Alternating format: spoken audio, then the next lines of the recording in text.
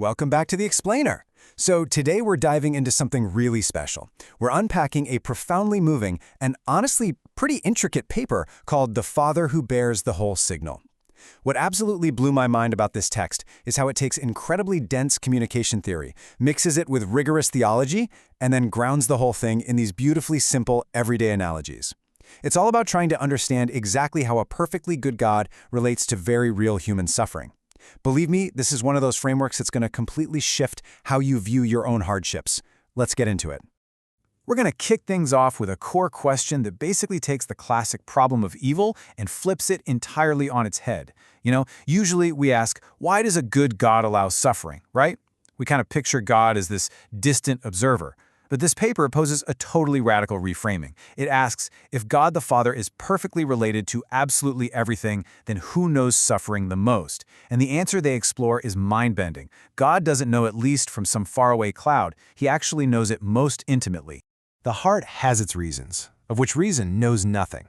Now, this classic quote from Blaise Pascal is perfect here, because it reminds us that we aren't just doing cold, abstract math or debating distant philosophical axioms today.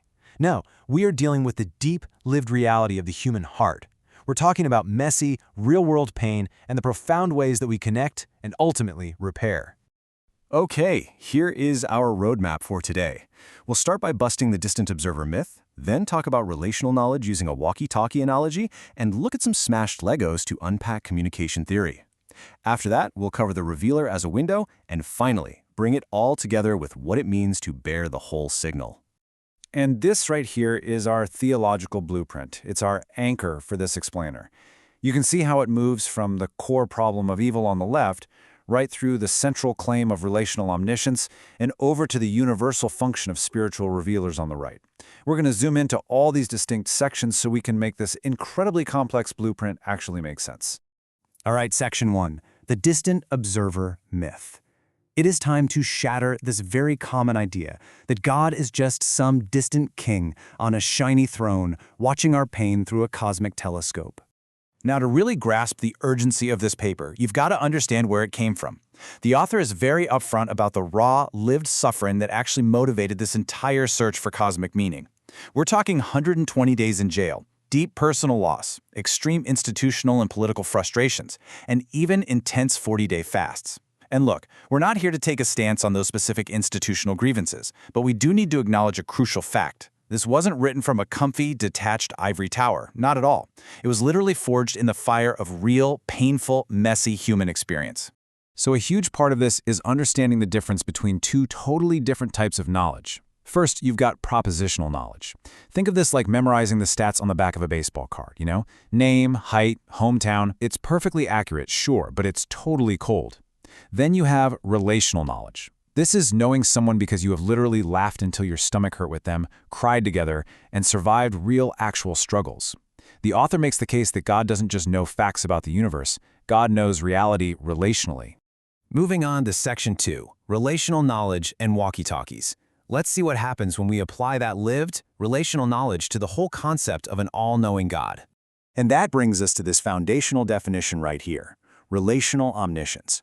So, if God mathematically and theologically knows all things, he must perfectly know every actual relational state that exists in history.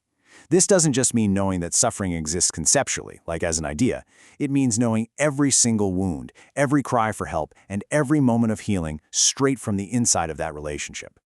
The text uses this brilliant set of analogies, originally written for the author's 10-year-old daughter, called Angela's Explainer.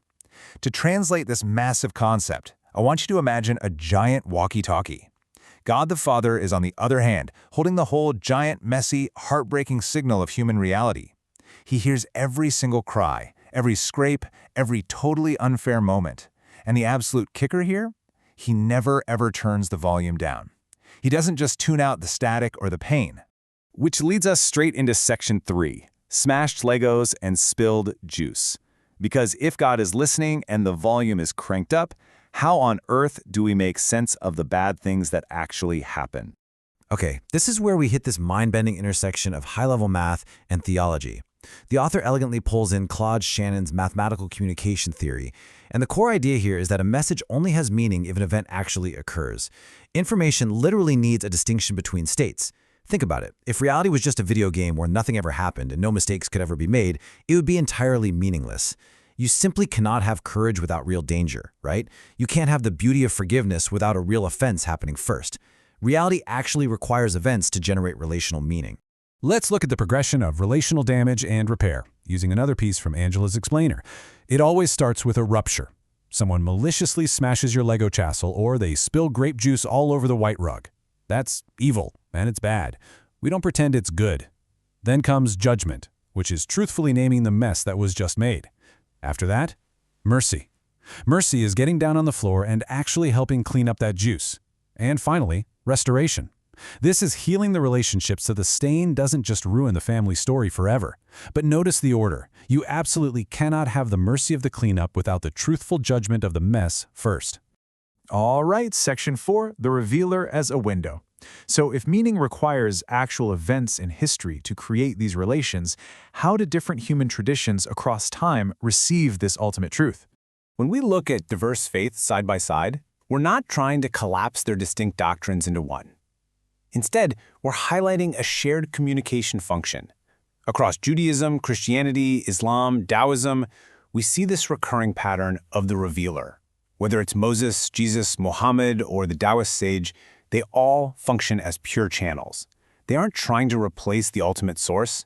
Their universal function is to faithfully point toward ultimate truth, making it receivable for us without distorting the signal. Anchoring back to the beautiful simplicity of Angela's explainer, I want you to think of these great historical teachers as perfectly clean windows. When you walk up to a window, you don't just stare at the glass and say, "Wow, what amazing glass," right? No, you look through the window to see the beautiful reality outside.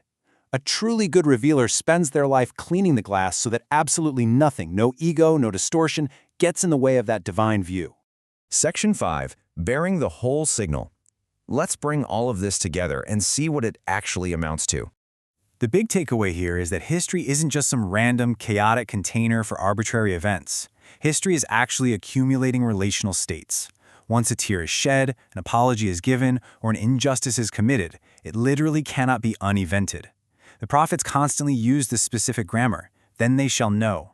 That means God's truth is explicitly disclosed through future actions in time. Nothing is lost. Every single relational state builds toward a point where history is finally answered. And guys, we have to be crystal clear on this next point. From the text, we must never, ever romanticize pain. Evil is real. Smashed Legos and purposeful hurts are real. Evil truly and objectively damages relations. It breaks things that ought to be whole. But while evil damages, mercy repairs. True mercy gets right down into the mess and truthfully repairs that damage without ever pretending the painful history didn't happen. It takes the broken pieces and actually incorporates them into a restored relation, leaving almost like gold in the cracks, you know? Which brings us to our ultimate conclusion. The Father isn't just watching humanity struggle from afar. Because his knowledge is perfectly relational, he intimately bears the entire signal of human history. Every single hidden tear, every joyful reunion, every single injustice, and every beautiful act of repair, it is all felt and known. The Father bears the whole signal. So I'm going to leave you with this final powerful thought based on everything we've unpacked today. If God really is holding the whole signal, if not a single tear is meaningless, and the ending ultimately belongs to the one who heard every single messy note, how does that change your role in helping clean up the spilled juice of reality today? Thanks so much for exploring this fascinating framework with me. Keep learning, keep seeking, and I will see you in the next explainer.